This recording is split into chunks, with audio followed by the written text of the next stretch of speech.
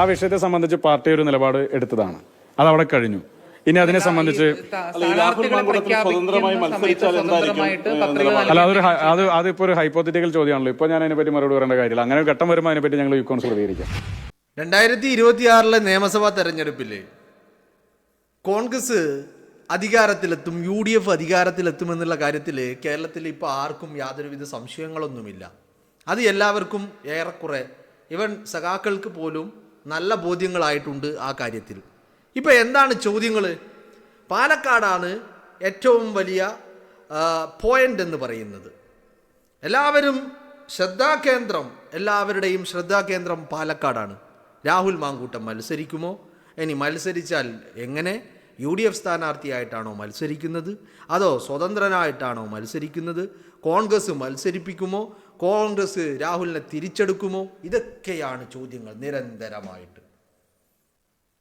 കോൺഗ്രസിൻ്റെയോ youth കോൺഗ്രസിൻ്റെയോ ഒക്കെ ഏതെങ്കിലും നേതാക്കന്മാരെ മൈക്കിന് മുന്നിൽ കിട്ടിക്കഴിഞ്ഞാൽ നെക്സ്റ്റ് ചോദ്യം എന്ന് പറയുന്നത് രാഹുൽ പാലക്കാട് മത്സരിക്കുമോ?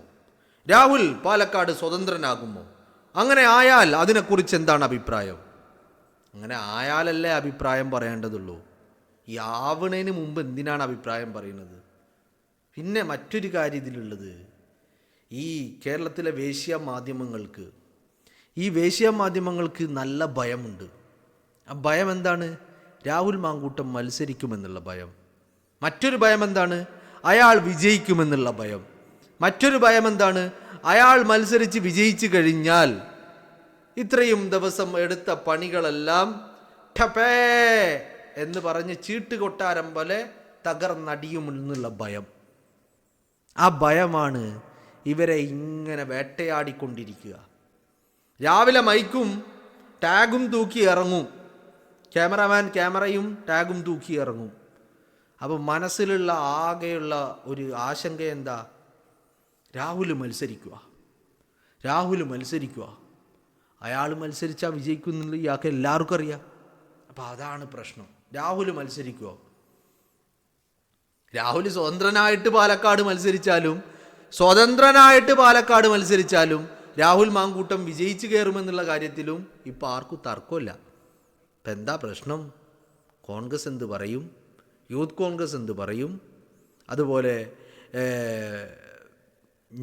ഈ മാപ്രകൾ എന്ത് പറയും എന്നുള്ളതാണ് അവരുടെ ആശങ്ക. ആരും ആശങ്കപ്പെടേണ്ടതില്ല. രാഹുൽ മാങ്കൂട്ടം സ്വതന്ത്രനായിട്ട് മത്സരിച്ചാൽ അത് അയാളുടെ തീരുമാനമാണ്. ഒന്നാമത്തെ കാര്യം. രണ്ടാമത്തെ കാര്യം, അയാൾ പാർട്ടിക്ക് പുറത്ത് നിൽക്കുന്ന വ്യക്തിയാണ്. അയാളോട് കോൺഗ്രസ്സിന് നീ മത്സരിക്കണ്ടെന്നോ മത്സരിക്കണമെന്നോ എന്നൊന്നും പറയാൻ പറ്റില്ല. ഇനി അയാളെ വേണമെങ്കിൽ തിരിച്ചെടുത്തിട്ട് നീ മത്സരിക്കുക, നിന്നെ ഞങ്ങൾ സ്ഥാനാർത്ഥിയാക്കുകയാണെന്ന് വേണമെങ്കിൽ പറയാം. കാരണം അയാൾ എപ്പോഴും ഒരു കോൺഗ്രസ്സുകാരനാണ്, അയാൾ എന്നും ഒരു കോൺഗ്രസ്സുകാരനായിരിക്കുകയും ചെയ്യും. അതുകൊണ്ട് തന്നെ ഇവിടെ വലിയ രീതിയിൽ ഒരു പ്രൊപ്പഗണ്ട രാഹുൽ മാങ്കൂട്ടത്തിനെതിരെ നടന്നു. അജണ്ടകൾ നിർണയിച്ചു കൊണ്ടുള്ള വേട്ടയാടലുകൾ നടന്നു. ആ വേട്ടയാടലുകൾക്കൊക്കെ അവസാനം എന്താണ് റിസൾട്ട്? അയാളുടെ രോമത്തിൽ പോലും തൊടാൻ സാധിച്ചിട്ടില്ല എന്നുള്ളതാണ്. അങ്ങനെ വരുമ്പോൾ ഭയമാണ്, ആശങ്കയാണ്. മനസ്സിലായില്ലേ? എന്തെങ്കിലും കുത്തിത്തിരിപ്പ് ഇങ്ങനെ ഉണ്ടാക്കിക്കൊണ്ടേയിരിക്കണം. എന്തെങ്കിലും ചർച്ചകൾ രാഹുൽ മാങ്കൂട്ടവുമായി വിഷയവുമായി ബന്ധപ്പെട്ട് ഇങ്ങനെ ലൈവാക്കി നിർത്തിക്കൊണ്ടേയിരിക്കണം. അതിനു വേണ്ടിയുള്ള പരിശ്രമങ്ങൾ ഇങ്ങനെ നടത്തിക്കൊണ്ടിരിക്കുക.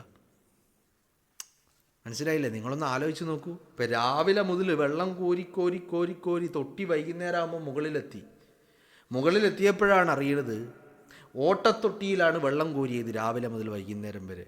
അതേ അവസ്ഥയാണ് കേരളത്തിലെ മാപ്രകൾക്ക് പ്രത്യേകിച്ചും.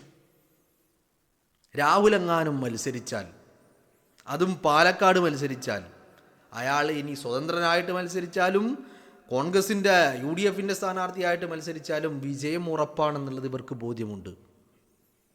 ആ മത്സര രംഗത്ത് നിന്ന് രാഹുലിനെ എങ്ങനെയെങ്കിലും തടയണം.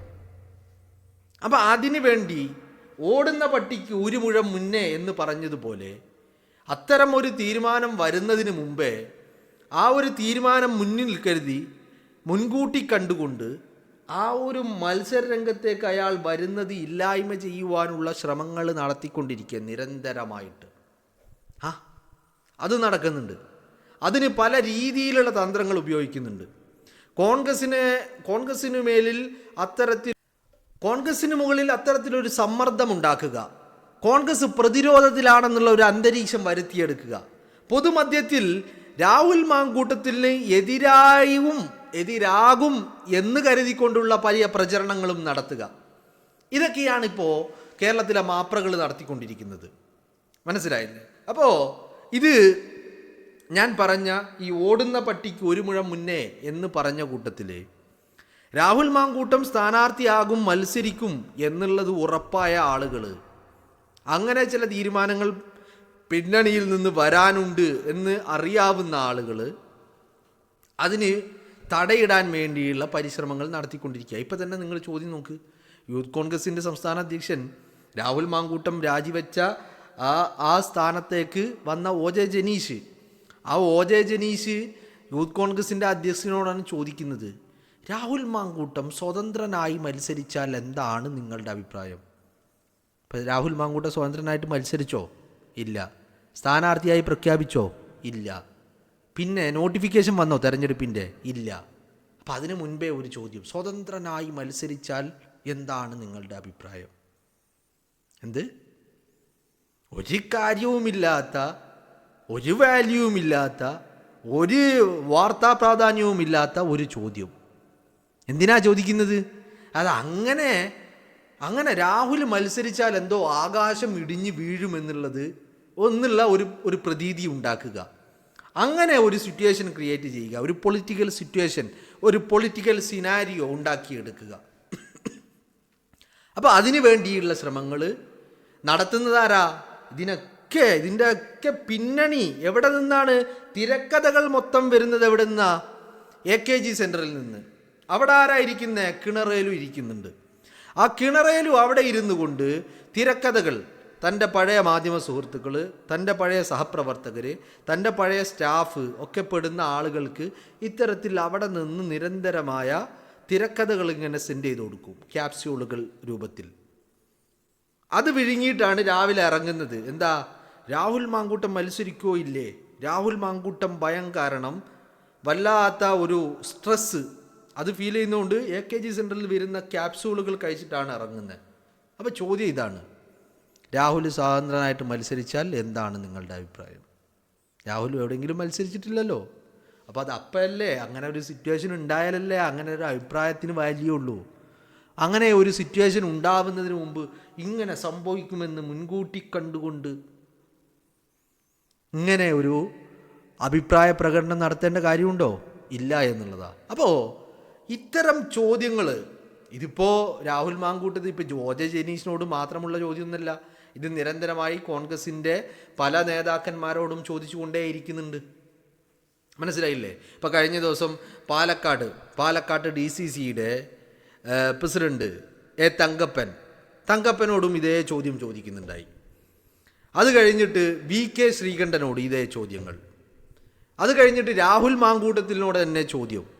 അങ്ങനെ പലരോടും ഇത്തരത്തിലുള്ള ചോദ്യങ്ങൾ, ഇത്തരത്തിൽ ഒരു വിഷയവുമായി ബന്ധപ്പെട്ട ചോദ്യങ്ങൾ ഇങ്ങനെ ചോദിച്ചുകൊണ്ടിരിക്കുക. ഇപ്പം രാഹുലിനോട് ചോദിച്ചപ്പോൾ രാഹുൽ പറഞ്ഞ മറുപടി എന്താ? പാർട്ടി തീരുമാനിക്കും. അയാൾ പാർട്ടി തീരുമാനിക്കുമെന്ന് പറയുമ്പോഴും ഈ മാപ്രകൾ പാർട്ടിയുടെ മറ്റുള്ള നേതാക്കന്മാരോട് ചോദിക്കുക, അയാൾ സ്വതന്ത്രനായിട്ട് മത്സരിച്ചാൽ നിങ്ങൾ എന്ത് തീരുമാനമെടുക്കും? ഇതെന്ത് ചോദ്യാടോ? പാർട്ടിക്ക് പുറത്ത് നിൽക്കുന്ന രാഹുൽ മാങ്കൂട്ടം പറയുന്നു എൻ്റെ കാര്യം പാർട്ടി തീരുമാനിക്കുമെന്ന്. എന്ന് പറഞ്ഞാൽ അതിൻ്റെ അർത്ഥം എന്താ? പാർട്ടി പറയുന്നതിനപ്പുറത്തേക്ക് താൻ പോകില്ല എന്നുള്ളതാണല്ലോ അതിൻ്റെ അർത്ഥം. അപ്പോൾ അങ്ങനെ ഒരു വ്യക്തി അയാളുടെ നിലപാടുകൾ കൃത്യമായി പറഞ്ഞിട്ടും വീണ്ടും അത് കേട്ടിട്ടും അത് അറിഞ്ഞിട്ടും അത് ചർച്ചയായിട്ടും അതിനുശേഷവും വീണ്ടും ചോദിക്കുക, രാഹുൽ മാങ്കൂട്ടം സ്വതന്ത്രനായി മത്സരിച്ചാൽ എന്താണ് നിങ്ങളുടെ നിലപാടെന്തായിരിക്കും എന്നാണ് ചോദ്യം. നിങ്ങളൊന്ന് ആലോചിച്ച് നോക്ക്. അപ്പോൾ ആ മനുഷ്യനെ, രാഹുൽ മാങ്കൂട്ടം എന്ന് പറയുന്ന നേതാവിനെ ഈ പറയുന്ന മാപ്രകളും സഖാക്കളും എത്രമാത്രം ഭയപ്പെടുന്നുണ്ട് എന്ന് മാത്രമല്ല, അയാളെ ഇങ്ങനെ തുടർച്ചയായി വേട്ടയാടിക്കൊണ്ടേയിരിക്കുക. എന്താ കാര്യം?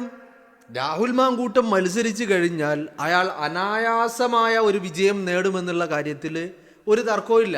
അത്തരത്തിലൊരു ഈസി വാക്ക് ഓവർ എന്നൊക്കെ പറയുന്ന പോലെയുള്ള ഒരു വിജയം അയാൾക്കുണ്ടാകുമെന്നുള്ളത് കേരളത്തിൽ അയാളെ വേട്ടയ്ക്ക് നേതൃത്വം കൊടുക്കുന്ന രാഹുൽ മാങ്കൂട്ടത്തിനെ വേട്ടയാടിക്കൊണ്ടിരിക്കുന്ന മാപ്രകൾക്കാണെങ്കിലും സഖാക്കൾക്കാണെങ്കിലും ഈ പറയുന്ന പല ഇടങ്ങളിൽ നിന്ന്, വിദേശങ്ങളിൽ നിന്ന് പോലും അയാളെ വേട്ടയാടുന്നവർക്കും ഒക്കെ ഉറപ്പുള്ള ഒരു കാര്യമാണ്, അയാൾ മത്സരിച്ചാൽ വിജയിക്കും. അയാളുടെ ജനപിന്തുണയ്ക്ക് ഇപ്പോഴും ഒരു ഓട്ടവും സംഭവിച്ചിട്ടില്ല. പാലക്കാട്ടൻ ജനത അയാളെ നെഞ്ചിൽ കൊണ്ട് നടക്കുകയാണ് എന്നൊക്കെയുള്ള അവരുടെ ബോധ്യങ്ങളാണ് ഇത്തരത്തിൽ ഒരു കുത്തിത്തിരിപ്പുണ്ടാക്കുന്ന ഏർപ്പാടിലേക്ക് ഇവരെ നയിക്കുന്നത് എന്നുള്ളതാണ്.